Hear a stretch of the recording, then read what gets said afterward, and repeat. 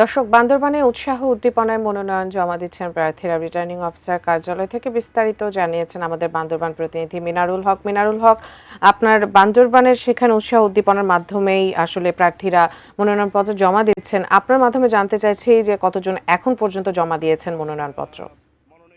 জমাদানের শেষ দিন বান্দরবানের ৩০০ নং সংসদীয় আসনে আমরা যেটি সর্বশেষ দেখেছি, এখানে মোট ৫ জন প্রার্থী তারা মনোনয়ন সংগ্রহ করেছেন। এর মধ্যে জাতীয়তাবাদী দল বিএনপি থেকে রাজপুত্র সাচিমপুর জেরি তিনি মনোনয়ন নিয়েছেন, এবং জামায়াত থেকে যিনি মনোনয়ন নিয়েছেন তিনি নায়েবে আমির অ্যাডভোকেট আবুল কালাম আজাদ, এবং সেই সাথে যে আরও ৩ জন মনোনয়ন নিয়েছেন, তার মধ্যে জাতীয় পার্টির আবু জাফর মোহাম্মদ ওয়ালিউল্লাহ, এবং এনসিপি থেকে নিয়েছেন আবু সাইদ শাহা সুজাউদ্দিন। এই পর্যন্ত মোট আমরা দেখেছি মোট ৫ জন তারা মনোনয়ন নিয়েছেন, এবং তারা একে একে রিটার্নিং অফিসারের কাছে তারা জমা দিয়েছেন।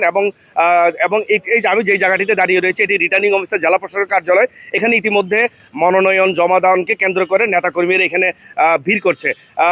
আমরা যেটি দেখেছি, তারা মনোনয়ন সংগ্রহের পরেই তারা নেতাকর্মীদের নিয়ে আজ সকাল থেকে মনোনয়ন জমাদানের শেষ দিনে সবাই জেলা প্রশাসকের কার্যালয়ে রিটার্ন ১০,০৩৭ জন। পিছিয়ে পড়া যে জনগোষ্ঠী রয়েছে, ১১টি জনগোষ্ঠী সহ ১২টি মোট জনগোষ্ঠী রয়েছে, এদের উন্নয়নে যারা কাজ করবেন তাদেরকে মূলত ভোটাররা ভোট দিবেন বলে তারা প্রত্যাশা করেছেন। এটি ছিল আমার কাছে।